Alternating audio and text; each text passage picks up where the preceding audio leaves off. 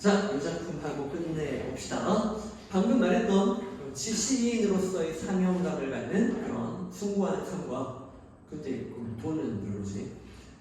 근데 이제 자기 개인적 돈, 편안함을 추구하는 소시민적 삶. 지식인들은 이런 삶을 부끄러워해. 그 대조점을 알고 있으면 이 작품을 엄청 쉽게 읽을 수 있어요. 갑니다. 4.19가 나던 해 셈이 갑자기 시에서 4.19를 언급하는 거예요. 4.19가 근데 뭐죠? 4.19 혁명 4.19 4월 19일날 일어났으니까 4.19지? 너희들 이제 내년에 대학 가면 4월 19일에 모든 대학들은 체육대 같은 축제 같은 걸 엽니다. 단축 마라톤도 좀 하고 이렇게 약간 힘들게 40일 밀고 이건 아니고 한 1~2km 뛰어요. 걷기도 하고요. 먹고 하기도 하고 그냥 행사입니다. 뭘 기리는 행사지? 주점도 열고 술도 좀 마시고 대학생들 즐기는 날인데 이승만 독재 정권 들어봤어? 이승만 독재 정권. 이승만 씨가 엄청나게 오래 18년인가 하여튼 그렇게 독재 정권을 이제 권력을 잡고 있었거든. 근데 나라를 잘 운영한 것도 아니라 개판이었어. 그리고 그 밑에 간신들이 많아서 나라 사정을 잘 듣지도 않고 하는 나라 꼴이 개판이었어요. 그래서 그 독재 정권을 밀어내려는 시위가 많이 일어났는데 당연히 독재 권력자들이 그걸 탄압하려고 하겠지. 근데 거기 어떤 대학생이 저항을 하다가 나중에 실종됐는데 시체가 발견됐는데 최루탄이라고 데모하는 사람들 해산시키려고 가스탄 같은 걸 터뜨리는 데모 진압용 경찰이 쓰는 그런 무기가 있었어. 그게 원래 위로 이렇게 쏴서 땅에 떨어지게 해서 가스만 퍼지게 매워 해서 이제 퍼지게 해야 되는 건데 그것 자체도 시민을 향한 폭력이긴 하지만 그걸 학생한테 직사로 쏜 거야. 그래서 이 최루탄이 눈에 박혀서 죽은 시체로 발견됐는데 국민들이 완전히 열이 받은 거지. 그래서 전국적으로 들고 일어나서 특히 대학생 중심으로요. 그래서 이승만 독재 정권을 몰아냈어요. 이승만 씨 도망가고 해외로 망명하고 난리가 났습니다. 그래서 4.19 혁명은 독재에 저항하는 사회 민주화를 위한 그런 지식인들이 이런 걸 하겠지. 그러니까 우리 사회에 어떤 때묻지 않은 순수한 열정을 가진 지식인 하면 대학생들 아니야. 너희도 지금 대학생이 되고 노력하고 있는 거고. 그런 대학생들이 사회를 위해 그렇게 힘썼던 그런 사건이 난 새 밑은 연말을 말하지. 12월쯤이고 얼마나 춥겠어. 우리는 오후 5시에 만나 반갑게 악수를 나누고 불도 없이 차가운 방에 앉아. 그러니까 젊은 날에는 되게 열악하지. 돈이 없으니까. 불도 없이 차가운 방은 가진 것 없는 가난한 열악한 젊은 날을 말하는 거야. 하얀 잎이 보이며 열기 도문을 보았다. 그러니까 옛사랑의 굉장히 옛사랑은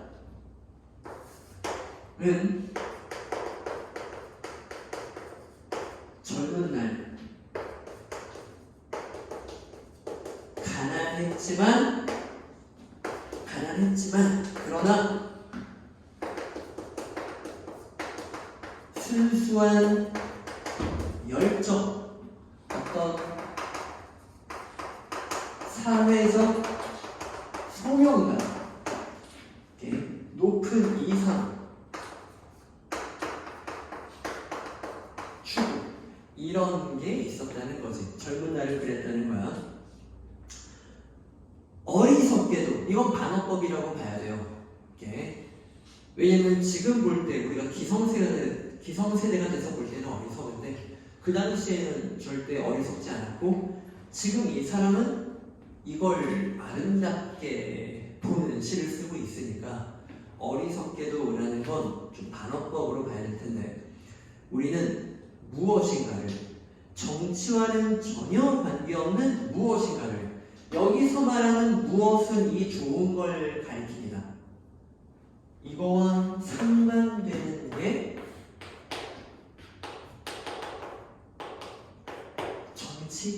정치라는 건 자기 자기 이득을 위해 이것저것 잔머리를 올리는 좀 그런 느낌으로 지금 이 작품에서 말하고 있어요.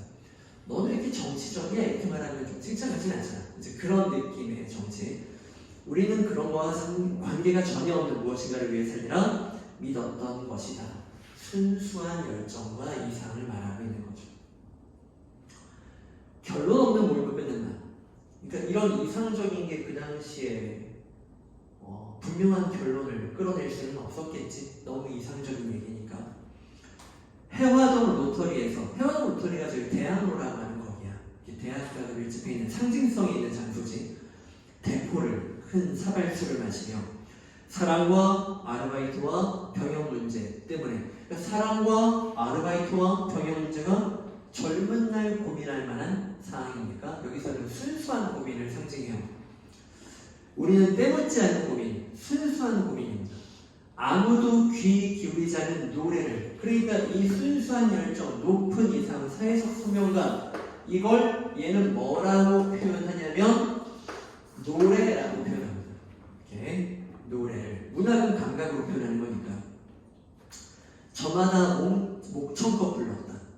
돈을 받지 않고 부른 노래라는 것도 순수한 열정을 말하는 거죠. 겨울밤 하늘로 올라가 별똥별이 되어 떨어졌다.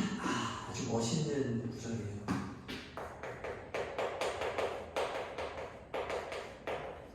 별똥별이 되어 떨어졌다. 올라가 별똥별이 되어 떨어졌다, 이렇게 말하고 있어요. 그러니까 올라가 별이 되었다라고 하는 것, 이 옛사랑, 순수한 이상과 열정, 이런 거와 다 연결이 되는 별이고요. 그런데 그게 떨어졌다라고 말하잖아. 그리고 이 뒤에 보면 이건 일종의 암시 역할을 해요. 타락을 암시하는 그런 부분이 될 수 있죠. 뒤를 보면 그로부터 18년이 지난 거예요. 네, 그 후 18년, 그 후 18년이 지난 것입니다. 우리는 모두 무엇인가가 돼요. 자, 아까 나왔던 무엇은 이 좋은 무엇이었죠. 근데 지금 나오는 무엇은 18년 후에 우리를 무엇이라고 말하고 있는데 안 좋습니다. 오케이. 혁명이 두려운 기성세대가 되어. 네, 옛날에는 이런 높은 이상을 위해서는 혁명도 추구하는 목청껏 노래를 부르는 그런 사람들이었는데, 지금은 혁명이 두려운 안주, 편안한 추구, 이 소시민적 삶이 깨지는 게 두려운 그런 기성세대가 되어. 이 무엇은 기성세대가 된 우리를 말하는 것이. 넥타이를 메고, 자, 이런 삶을 상징하는 게 이 타락을 한 소시민적 삶을 상징하는 게, 문학은 감각으로 말하는 거니까 넥타이라는 것이. 회비를 10,000원씩 걷는 것도 소시민적 삶을 보여주는 거고요. 처자식들의 안부를 나누는 것도 소시민적 삶. 월급이 얼마야? 이것도 현실적 생계를 중시하는 소시민적 삶. 치솟는 물가를 걱정하며, 여기 조심. 치솟는 물가를 걱정하는 것도 사회를 위한 게 아니라 자기 주머니를 위한 걱정이에요. 즐겁게 세상을 개탄하고 역설법이죠? 그렇잖아요. 그러니까 즐겁게 세상, 이거 함정 내기 쉽지 않아요?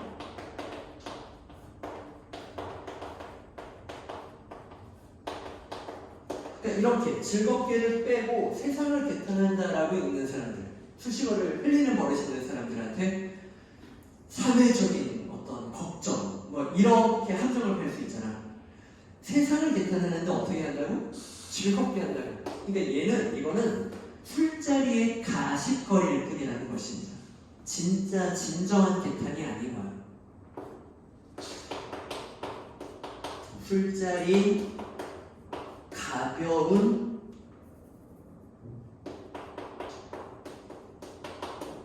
이야기거리를 말하는 것입니다. 세상을 괜찮다는 게 아이고 뉴스 봤어? 하면서 얘기를 할 건 그냥 하하호호 할 거란 거야. 익숙하게 목소리를 낮추는 것도 이렇게 자기 안위를 중시하는 모습으로 말하는 것이고, 떠도는 이야기를 주고받았다. 모두가 살기 위해 살고 있었다. 자기 생계가 중요해. 아무도 이제 노래를 부르지 않았다. 아까 놓쳤던 사람도 이제 눈치를 채야지. 노래라는 건 젊은 날의 열정을 상징하는 문학적인 소재였고, 기성세대는 노래를 부르지 않아요. 적잖은 술과 비싼 안주를 남긴 채. 자, 무조건 얘네가 나쁜 게 아니고 돈은 많이 번 거야. 물질적 풍요, 비싼 안주 시키고 안 먹고 남겨도 괜찮은, 돈은 남아도는 사람들이 된 거야. 우리는 달라진 전화번호를 적고 헤어졌다. 네, 달라진 전화번호는 달라진 모습을 상징하겠죠. 달라진 타락한 모습을 상징하는 거야. 며칠서는 포커를 하러 가고 춤을 추러 가고 향락적인 삶을 살고 있어요. 네. 며칠서는 허전하게. 자, 이 글의 핵심, 허전함도 느낍니다. 즉 여기에서 허전함도 느끼죠. 마음속으로는 이렇게 살면 안 된다는 마음이 있는 거예요. 허전함도 있는 겁니다.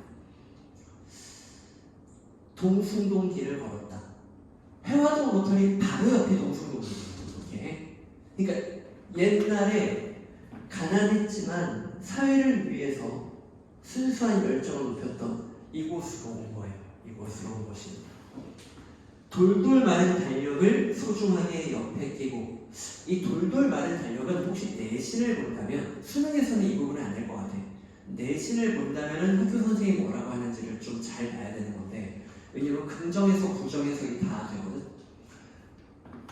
달력을 세월이라고 하면 옛날의 추억을 소중하게 끼고 이런 식으로 해석할 수도 있고요. 옛날에는 은행이나 가게에서 연말이 되면은 자기네 광고 문구를 적은 달력을 하나씩 줬어. 그럼 그거 잘 보다가 집에 이렇게 걸어놓으면은 되게 편했어요. 그러니까 그냥 일상적인 소재, 안위를 중시하는 그런 소재, 이런 걸 상징할 수도 있어. 소중히 옆에 끼고, 오랜 방황 끝에 지금 이게 방황 중인 거야. 18년 동안 방황을 하고 있는 거야. 되돌아온 곳, 우리의 옛사랑이 피 흘린 곳에. 그래서 이 작품이 나오면 옛사랑의 상징성을 물어볼 건데, 옛사랑의 상징성은 요걸 젊은 날 순수했던 이상과 열정을 옛사랑이라고 표현하고 있는 것입니다. 그게 피 흘린 곳에. 지금은 그게 없어졌거든. 낯선 건물들 수상하게 들어섰고, 그 건물들은 옛날과 공통점이야, 달라진 점이야? 달라진 점, 낯선 거니까. 플라타노스 가로수들은 여전히 제자리에 서서. 그 플라타노스 가로수는 공통점이야, 달라진 점이야? 그렇지, 잘했어요. 이렇게 건물들은 달라졌고요, 플라타노스 가로수들은 공통점입니다.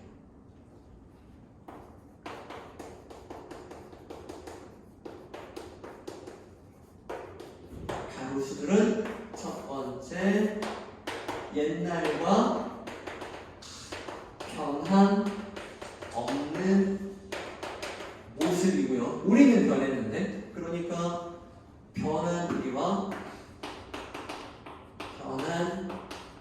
우리와 플라타노스 가로수는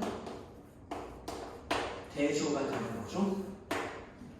이렇게. 그래서 아직도 남아있는 몇 개만을 흔들며 우리의 고개를 떨구겠다. 고개를 떨구는 건 다음 줄에 정서가 나오죠. 부끄럽지 않은가?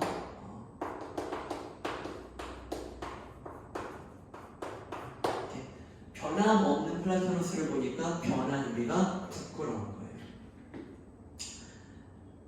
바람에 속삭인 귓전으로 흘리며 이 성찰,